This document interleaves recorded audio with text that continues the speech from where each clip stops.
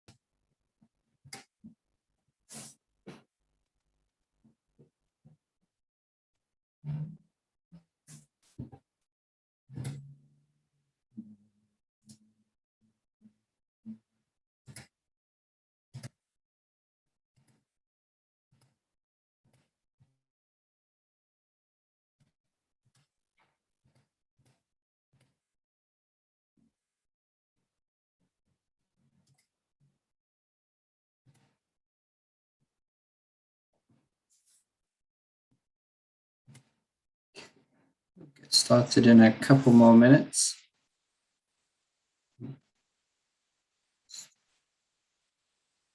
Due to start in about 4 more minutes.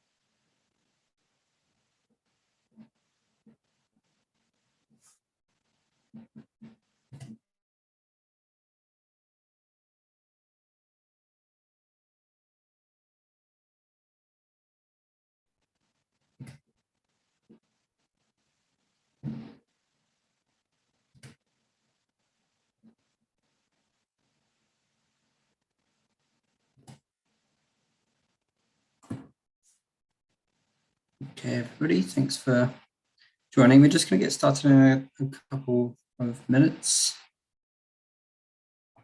and then we'll be able to run through our session today. So I'm sure you're all familiar, but the session today will be on exploring best practices for membership conversion rates. If we do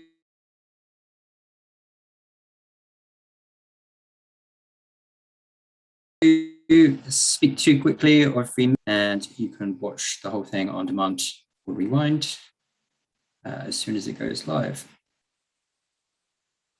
So that session will be there for everybody.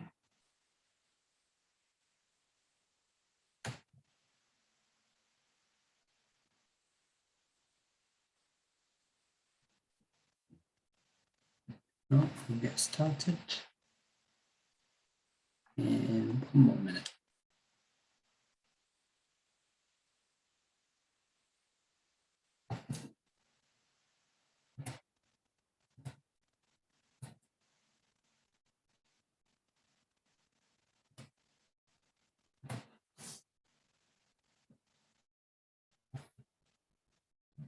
Okay, I can see some people are getting connected, so I will just wait till they've managed to do that, and then we'll get started.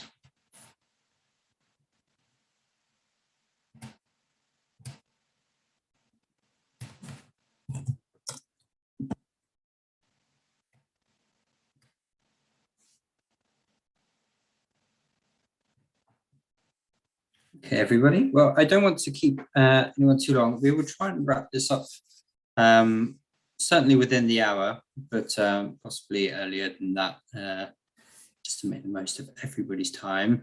I know membership conversion rates isn't necessarily the most exciting topic, but it's something that I know for many of you it's quite important. We're going to go through kind of through the session why it's important, but also it's mutually beneficial. So don't feel too much like you're having to do a sales pitch or anything like that.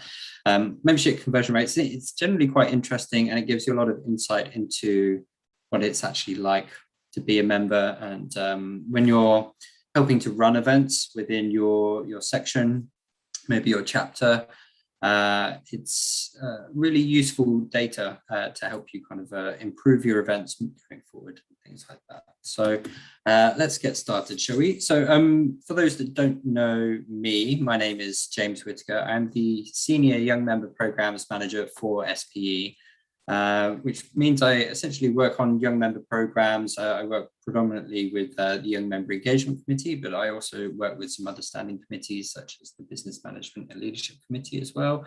Those committees who help set this Congress up. A bit more about the Congress. This is the second bootcamp series session that we are running. We just had one a few hours earlier showcasing some of the great work our sections are doing. If you want to know more about those different sessions, please do go to the website. We've got links to everything up on there so you can view everything. If you haven't registered, there's still time to do so. You just email us using the contact details there. Okay, so as I say, this is the second session. Now, the major focus of these sessions is to get to know you a bit more and have a bit more of an open discussion with you. This isn't just going to be me kind of talking at you. I really want to hear your points of view as well. So there'll be a few polls and things throughout the sessions. If there's any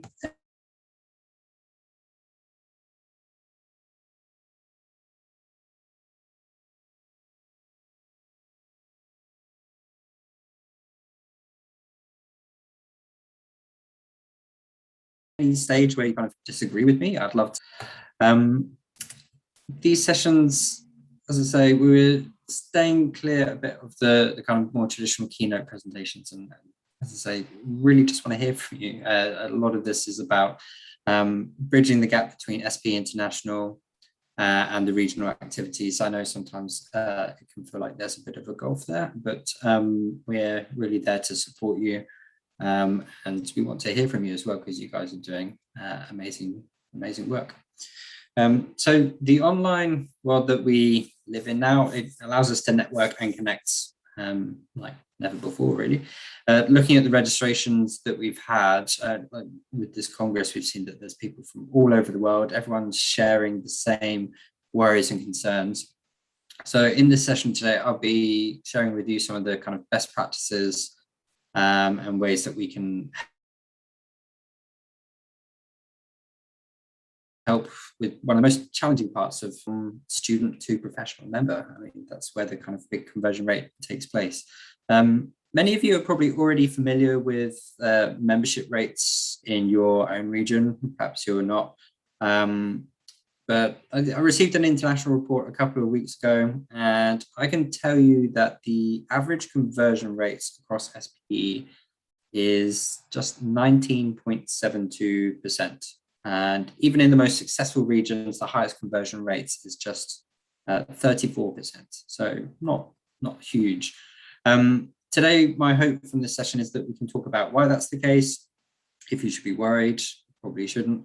But we'll hear your stories and experiences if we can. And hopefully when we come away from this session, both myself and you, we'll all come away knowing a bit more about what we can do to keep our SPE community strong. Because ultimately, I can tell you about free graduate membership and mentorship programs, and just I could list the benefits of SPE. That's not really what affects retention rates. If you want to know more about that, please do visit the section officer resource center, or just visit the SPE website. There's lots more information on there. But I hope from the session we'll kind of explore how you can apply that knowledge a bit better and maybe kind of respond to your audiences more specifically. So I will keep the chat box open. My colleague Yun is here to kind of keep an eye on that as well. So please do share your comments through there. I will stop at any time to discuss any issues with you. So please, as I say, do feel free to engage. So again, for those that have just joined, if you do miss anything, it's all on the YouTube channel as well. So please do go back and watch that. So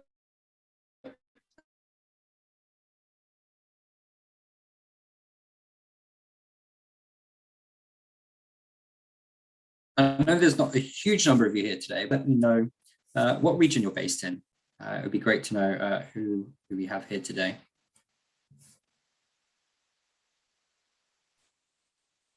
So people from Europe.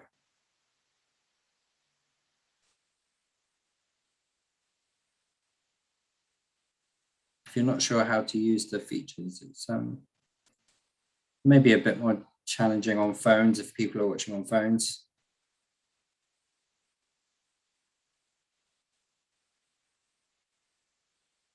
Most people are in Europe. It's good. Okay, great. Well, hopefully throughout the session, we can hear a bit more from you as well, and we can see what the results are. And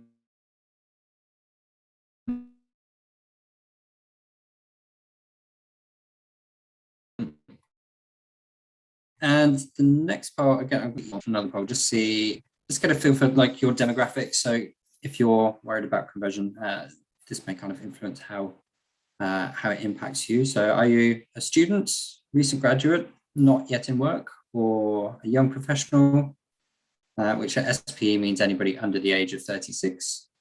Are you an experienced professional? Maybe you're retired. Okay. So again, we've got two responses there, both university students. So that's very interesting that you're joining. It's really fantastic to know. Obviously, conversion rates is as important for students as it is for professionals as well. So that's really great. Thank you so much for participating in those. So let's talk about that big issue when it comes to conversion, is the leap from student to young professional. As a bit of a background on me, I've worked for a few different membership societies in my professional career, and I can comfortably say that the conversion rates in the student to professional are simply just continuing your membership each year, it's always a challenging issue. It's never kind of easy for any of these companies. But a bit of psychology first. The general reason for it is that people are lazy. And yes, I include myself in that. If you ask people to do anything, then especially a large group of people, the percentage of people will actually go through and do it. It's always a challenge. But from an administration point of view, the fact is it's just simply easier to not enroll than to actually enroll. Continuing your membership requires a little bit of effort. Though we try and make it so it's not particularly a large amount of effort, but compared to doing nothing, it is effort. So that impacts it even more when it comes to things like that have financial implications as well. So there's that issue as well. You have to kind of mentally take note. Can I pay for this now? Do I need to wait for a bit? All of these kind of things. So, we're busy as well. And even when you're a student, when membership is free, or maybe you're a recent graduate, so your membership is still free, it still requires a bit of time. So when you see that notification email, you may not be in a position to kind of action that straight away, and then you may forget things like that. So, it's effort. That's a real thing to kind of recognize. Because what I want to emphasize is that, from our SP satisfaction surveys and things like that, generally the views of SP from our members is very positive, and the feedback that we get back about section activities and chat activities, they're all really, really positive. The only factor that will run over to conversion. So that's why we're going to explore things in a little bit more detail today. When you compare this to other platforms that you might use, things like Netflix or other streaming services, the payment just sort of comes out of your account without even thinking about it. Those kinds of companies have much better conversion rate because it's easier to just keep paying. You're not actually having to think about anything. You can just keep it going. So re-entering your information every 12 months is kind of a hurdle that we have to go through. But I'm not going to go into the various legal, the moral, administrative, or other kind of complicated reasons why SP doesn't follow that same approach as companies like Netflix. But suffice to say that things are going to remain as they are for now. So it's not really something that we can actually change. And to stay on money, the money topic for a little bit longer, obviously cost is a significant factor for many people, particularly when it comes to student to professional conversion rates. As I mentioned, we try and keep that cost free or as low as possible.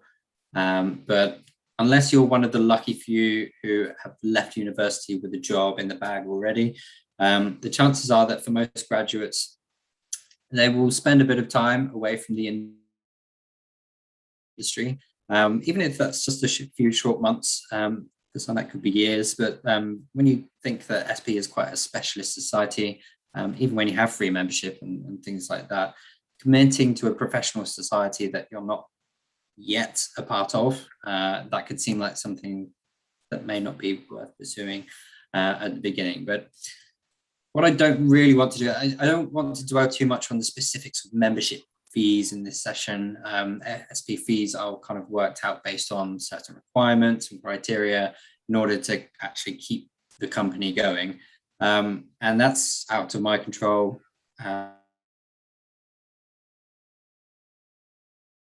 out of your guys' control. So, it is an important factor, and I want to raise that.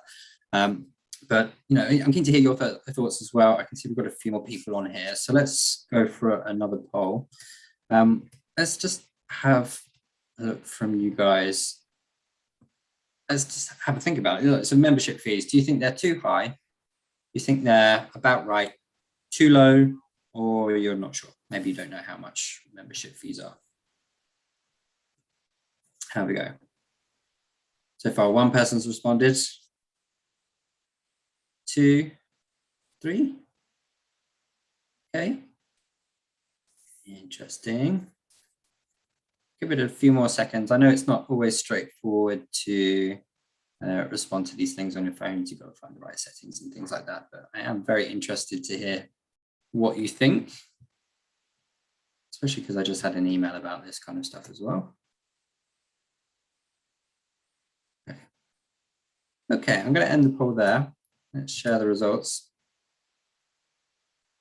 So hopefully you can see this. So half of you say it's too high and the other half say it's about right. So that's interesting, particularly given the kind of demographics that we were exploring earlier. As a bit of background information, SP does do surveys on this kind of stuff, and we do comparisons to other membership societies. We do come in slightly cheaper than some other societies, though I know that doesn't really matter to the individual. It's about the society you want to be a part of. So very interesting to hear. Again, I don't want to dwell on it too much, but it's something, and it's not something we're in a position to change right now. Certainly not based on the limited information that we've kind of talked about so far. There's lots and lots of other factors that go into determining how much the membership fees are. But what I will say is that it's obviously an important factor when it comes to membership retention and conversion. There we go. Thank you, Cassandra. I can see commenting on that. Okay, so it's changing. So yes, yeah, we have to keep that in mind as well. Yes, definitely. There we go. Okay, so exactly what we're talking about. The way our memberships are structured and membership fees are structured. We don't have hundreds and hundreds of categories. We don't have a group for this year, or we try and keep it as simple as possible. So you have one rate for students, and then a category for professionals, and then it varies slightly with region, not massively so. But the aim is really to sort of keep the fees consistent depending on what region you're coming from. Obviously, that doesn't quite work out when it comes to realities. So I really, again, I want to kind of focus on this because it's really important to our members when we're kind of talking about this sort of stuff. But at the same time, from someone who operates a section, runs events, things like that, this kind of falls into one of those categories of it's out of our control. It's not something that as section officers we can influence. It's not something that I can influence. There's lots and lots of factors that go into how the membership fees are sorted out. And what I would say to help kind of reassure you, if you do think it's too high, the board and the executive team, and they always go for the lowest kind of possible option, membership fees, in order to kind of keep the society running. So I hope you don't feel like we're trying to kind of take too much from you and things like that. Obviously, with the way things have gone in the past few years, finances are always a tricky issue. But again, what I want to focus on for this session is it's not something we can control when it sort of comes to conversion rates. I want to kind of talk about it, but want to move on from it at the same time. If people are having issues, don't forget we do have things like the dues waiver that can allow people to defer payments or kind of void payments and things like that. Again, so do have a look at our membership sites. We do review it regularly. So just keep an eye out on those pages if people are really struggling with that. And the other thing as well, again, I'm saying like we can't really change much through this meeting, but there is like the membership satisfaction survey and things like that. So please do put your opinions in those. Please do engage with those, because that stuff really makes a difference when it comes to kind of policy changes in the future as well. So do encourage your members to, in your region, to participate in those as well as yourselves as well. But let's think about things slightly differently for a moment. Let's think about SP membership like gym membership. So I want to do another poll with you guys. According to a global health and fitness association, based on a 2020 report, so just kind of before COVID, what do you think was the average retention rates for gym membership? And this is globally as well. So have a guess. We've got 15 to 20%, 30 to 45%, 45 to 60%, 60 to 75%, and then 75% to 90%. So have a think. What do you think? I mentioned during earlier. COVID. Just before, Okay. thank you. Yeah, it was based on a 2020 report from an international gym society, equivalent to what we do. I haven't put 0 to 15% or 90 to 100% because it's just not realistic. But interesting. Okay, so I'm going to share the results with you guys. This is what you've said. More people going for the lower end. Again, remember SP's retention was what was it, 19, just over 19%. So the actual correct answer for gym membership is 28.6%. So actually, typo there. It should be in the first one. Sorry about that. So yeah, that should be 15 to 30% at the top there.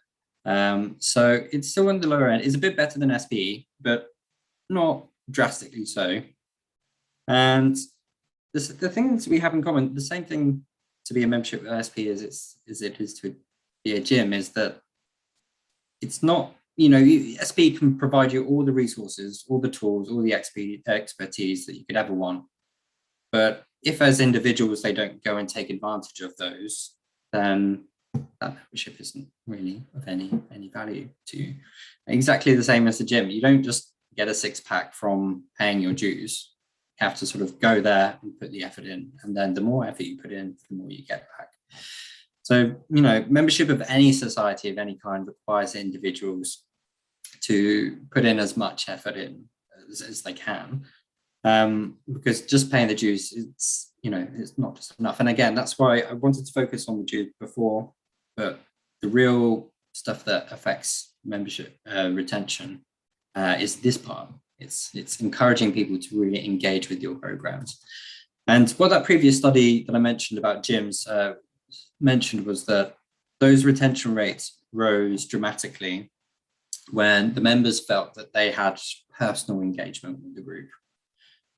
This provided confidence that the members knew that they knew how to stay involved, they knew how they should be progressing, because they were getting that feedback. And it also shows that the company cares about the members' well-being, and it actually gives better value for money as well, because in addition to access to the equipment, which is, the equivalent of what's listed on our website, that's not the bit that gives you the value for money. The bit that gives you the value for money is feeling that engagement with the community.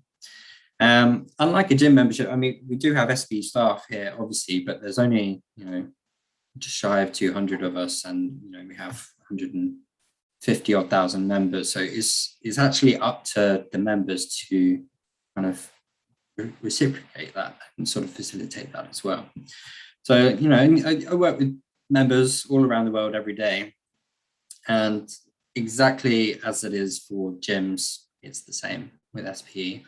The people who want to achieve, they'll work hard, they'll commit. I can see, we've got Cassandra on the call here as a perfect example. She is involved with so many things, and hopefully she's gaining as much as she's putting in from these activities. And what I would say is, there's a huge number of people that will have SP membership because it's cheap or because it's free. But then they may not engage with it.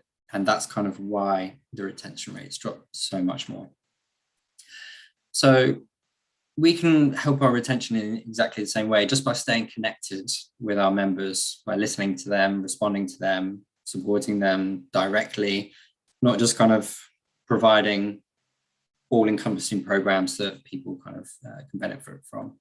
And again, that's kind of where you guys step up, because as international staff, all I can really do is provide big sweeping programs that people can participate in. But you guys on a regional level, you do a lot more to help with that individual member engagement.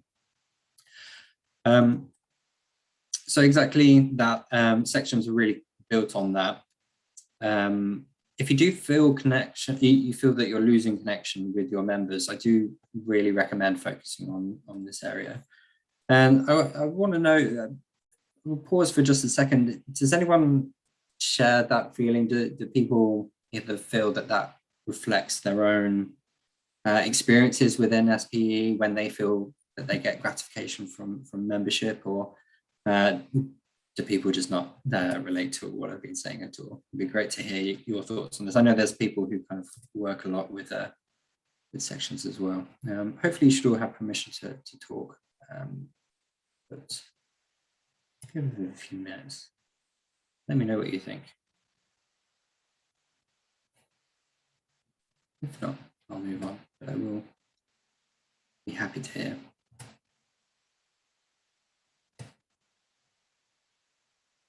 Okay, I'm going to take that as you'll definitely agree with me.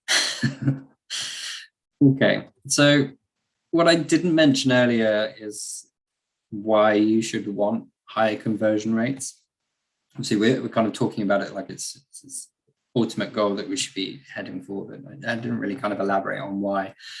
So going back to that gym study, they confirmed it takes approximately 3 times as much work to reinstate someone to their membership as just retaining people. It takes 3 times as much effort. These people, they're informed, possibly disengaged, perhaps they haven't seen all the benefits, so that kind of normal listing off the benefits, the way that people can engage, it doesn't kind of work with those people because they've heard all of that before, and they probably know, as good as those things are, if they didn't engage with it before, why should they now?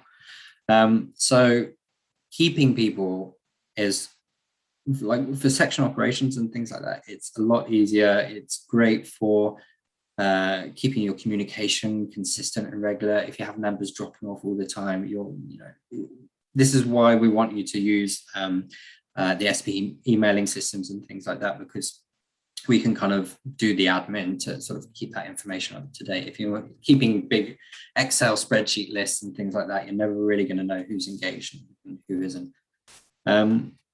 Helping people while they're members is a much better way of keeping people in the long term. And actually, as I say, it's a much better way of actually serving those people in your region as well. If you're only serving those people who aren't your members, then you're not really doing the people in your region a service. It's kind of, I don't know if it's similar in other countries, but like your mobile phone providers or your gas or electric providers, if they're only giving discounts and benefits to new people, then people quite quickly disengage.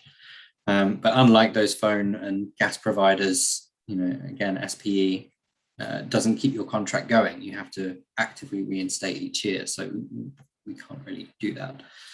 So, both SPE International and sections also benefit from having more members within their regions, not only because of financial issues, but because the content of the activities that we run. We're a membership society. We depend on our volunteers to produce the content, to use their expertise, to share their expertise. So the more people we have in your community, the more people you can rely on for that expertise, rather than maybe just relying on a small group of people over and over again. So while it is good to, have those experts within your group, if you have more people, then you never know, how varied your content can be. It can just keep growing and growing. Also, both for SPE International and sections, the revenue generated from having more members goes directly back into events and programs that benefit those members. So that money goes straight back in to providing better events. So if you do have consistent, reliable people, that means you can keep running more programs. You can keep running better programs, bigger programs, and help benefit more people.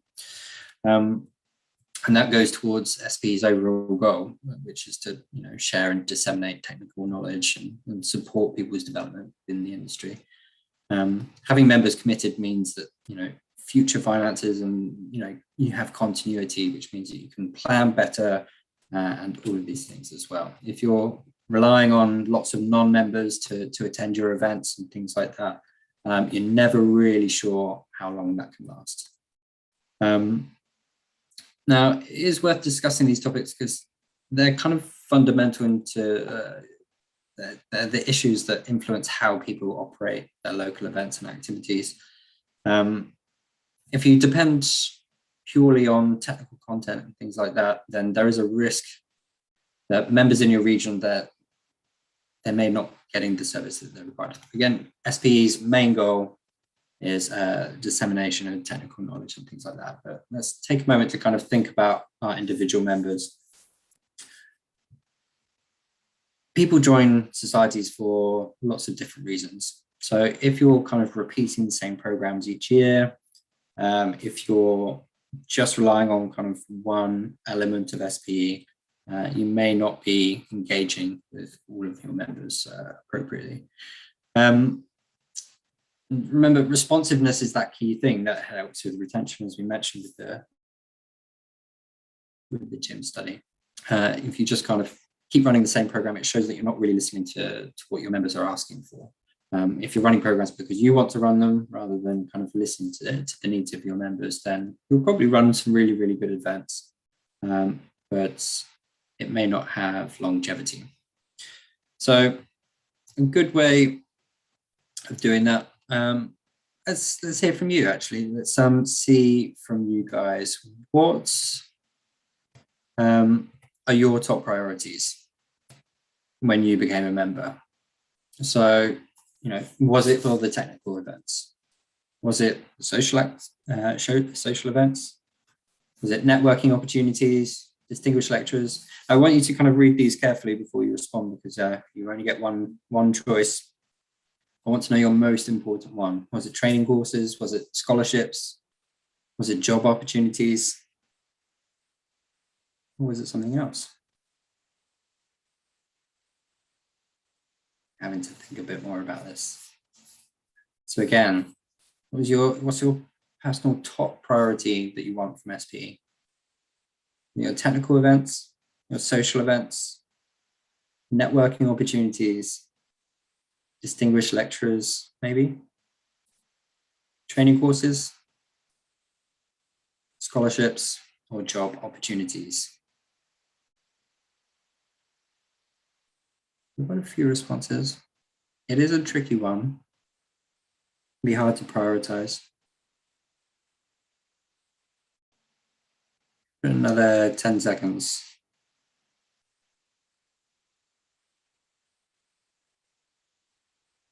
Okay. All right, I'll end the poll there. So what we saw from that, 20% said technical events and 80% said networking opportunities.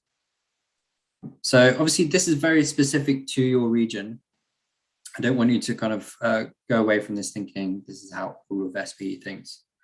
But when you think of all the different things that we offer, remember that, you know, if you are kind of listing off all these things, if I'm talking to you about scholarships and things like that, many people, it may not be the key priority for them. So if you are just running lots of social events, you know, golfing things or, you know, fishing trips or something like that, and people aren't getting the networking out of that, if it's just that same group of people, then the chances are you'll see a decline in your membership retention. So you want to keep an eye on these things. And, you know, what is important for you, or maybe even the whole committee, may not serve the wider group. So I want you to kind of think about that kind of stuff as often as you can when it comes to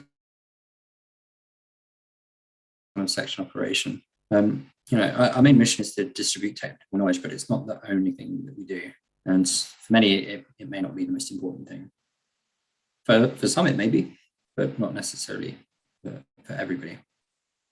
And because of the way that governance works within SPE, you know, serve our term, we then kind of move on, because we're often unsure about processes. You quite often end up repeating programs from previous years.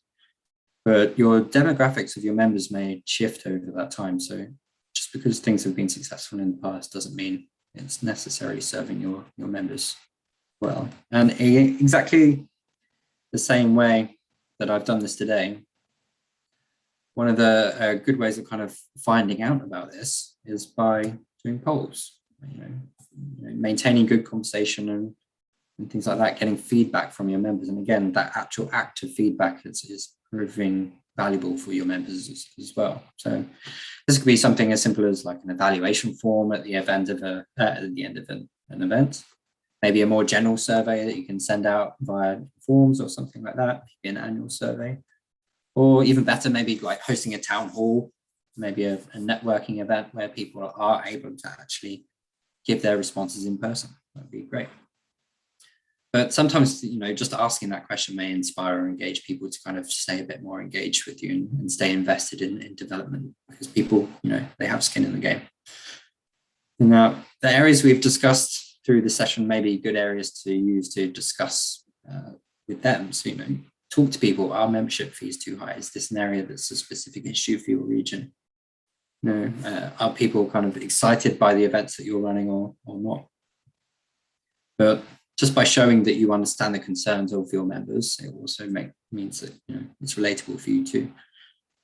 And if jobs are a particular issue in your region, if your countries suffered a downturn that maybe the rest of the world haven't, or if everyone's reacting to COVID differently and things like that, so is this impacting you?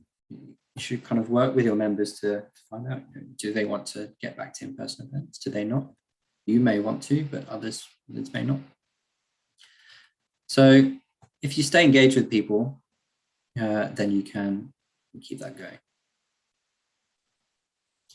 So this is why I didn't want to just list member benefits from the beginning. I'm sure many of you, if you've attended sessions like this before, you may have just had a list of, this is how you participate in e-mentoring, this is how you do scholarships, this is how you participate in these programs, you can get your dues waived, so you can get free membership, you can get free graduation membership. All of that is true, it's definitely true. And you should make as much of those opportunities when you can, but isn't only one or two of those things may be relevant to the people that you're talking to. So to try and stay engaged with those people. And as I say, I didn't want this session to run too long. If you do have any kind of comments and things, please do reach out and stay. I'd love to hear your thoughts on some of this. But the final area that I wanted to really talk about is, it's the same for this session as well as many of the others, is how you engage with non-members. Because many of the platforms that we use, for example, we're doing this on Zoom, it's open registration, no fees. It's as openly available for members as it is for non-members. As a result, some people may feel disengaged with membership. Why should I pay when I can still do all the things I want to do without paying? I may miss out on a few emails and things like that, but I can still attend events and things like that. We have many features that are available only to members, not to others, but again, it's down to what features are important for you. So if all of your benefits from membership are covered by free stuff, then why would you pay? So again, that's something that you should be thinking about too. So I want to hear from you about this as well. So I'm going to do another poll. This is the last one. So please do have a think about this. I want to know from you if you think SP gives away too much for free. And by that, I mean it's open to non-members as well as members. Do you think we should be keeping things private for the members? Or do you think it's non-for-profit society? Should we be aiming to benefit as many people as possible? Or do you think there's a good balance? You should go. So again, it's easy to think pros and cons of both sides. I'll give it 10 more seconds. Again, just to repeat, do you think SP is giving away too much for free? Should our benefits be for members only? Should it be open to as many people as possible? Or do you think there's a good balance somewhere in between? Or maybe you're not sure. That's fine too. Okay, let's share these results.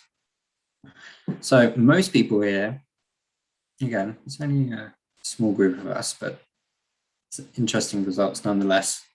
Most of you actually think that the benefits should be for members only. So there are infrastructure reasons why that's difficult, but not impossible. Again, mostly it's kind of down to platforms like this. So we're using Zoom. We can add registration. We can even add fees on using that platform. But it's just that kind of administration of checking if people are members or not members. And I know within section operations as well, that can be quite challenging as well. Not all people who are running events would have access to who's a member, who's not a member. And you never know, you may have one of those VIPs that you don't want to block off automatically as well. It's interesting. Yeah, does anybody have any comments on that? Like, it's I find that quite interesting. It'd be great to hear from you.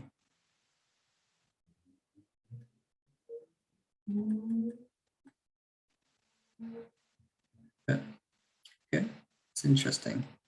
But again, this is one of those things that when you're kind of doing things on a regional level, and again, for me as well, it's something that I want to learn about more as well.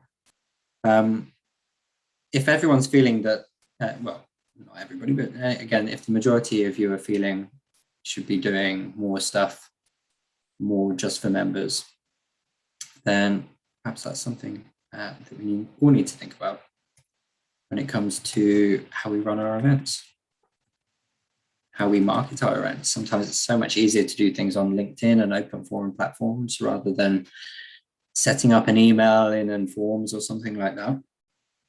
But you want your events to kind of have some exclusivity without restricting yourself to who you can learn from. So this is very much an open debate. But again, I want you to just think about it as an issue. I'm sure many of you have. But if you are finding that there's poor retention in your area, maybe kind of doing some of those surveys. Maybe if everyone just wants to be doing networking sessions and all of your networking sessions are freely open and not exclusive to members and things like that, then that can be a really significant area that can affect your member retention. So again, if you're in an area where memberships don't seem realistic, particularly for young people, particularly for unemployed people, then alternatively, having freely open events will be a very popular choice. And then people, you may be rewarded later on down the line when people do join as members. But try and recognize and reward your members as much as possible. Because if you don't distinguish between the two, then you certainly do run the risk of losing your retention. That's really the kind of last major factor I wanted to talk about. As I say, there's lots and lots of areas that you can look for member benefits. If you go to the SP website, under membership, there is actually a bit called member benefits, and it will list those things. And all of those things are tools, and exactly the same as that gym membership. You have a running machine, you have weights, you have maybe a swimming pool, you have all of these different things. But if you don't listen to what your members want and what things are of interest to them, they may just want to do swimming, they may just want to do weights. So if you're sending them lots of information about other things, then they may not be as engaged. So, there are ways you can do that. Again, polling, just open communication, but generally I would just say be responsive to members as much as possible. It's kind of why I wanted to do these polls. I want to hear from you. I want the things I say to reflect what you guys think. And it goes exactly the same as well. So think about those different things. I will wrap it up there. I just want to give you food for thought, really. Does anyone have any thoughts before we go on these things and how your section or chapter operates, and if you think you're doing things wrong or differently, or you're doing things really well? Mohammed, please go ahead. I'd love to hear from you. Yes, thank you, James, for your presentation. For my section and my Middle East, we need to focus more about that's young professionals, especially fresh graduates, don't know what is the benefits after graduation. Especially we are inside the university, we have SPE chapters, and we have different activities we do. But what after graduation, I think it is we have a gap during that. I think we are in YMEC committee now working on that, but I think if SP International work more on that, it will be help fresh graduates to have the transition between um, something like university life to go for graduate life and how to benefit from SPE regardless you are employed in a company or not. Especially you know that the market is very tough today. Mhm. So if you have the marketing for the benefits for employed, it will be helpful for SPE International and for members in SPE.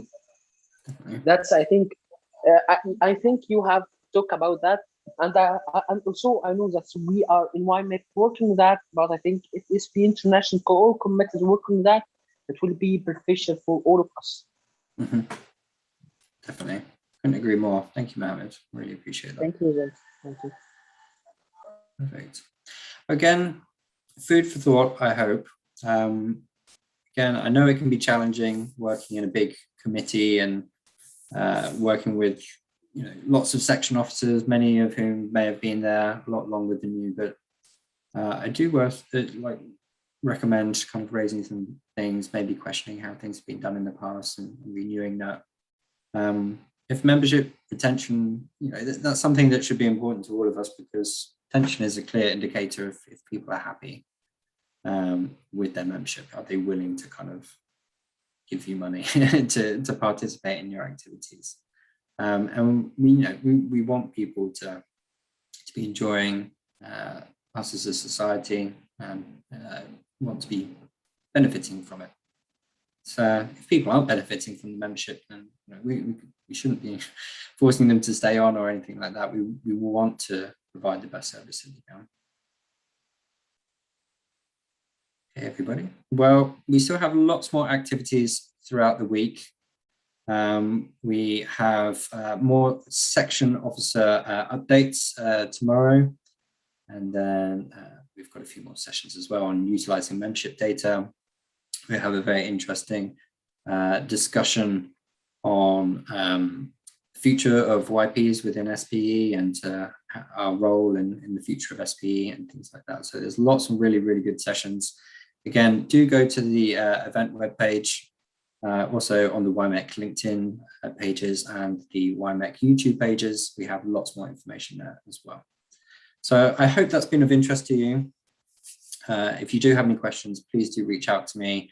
There's the YP Congress at sp.org for the specific event, but you can also reach out to me at yp@sp.org as well if you have any more general questions as well. But thank you so much for joining today. I hope you've enjoyed this, and hopefully we'll see you at the next session. Thank you, James. Have a nice day. Thank you, Bye-bye. James. Thanks, everybody. Thank you, James. Thank you. Bye-bye.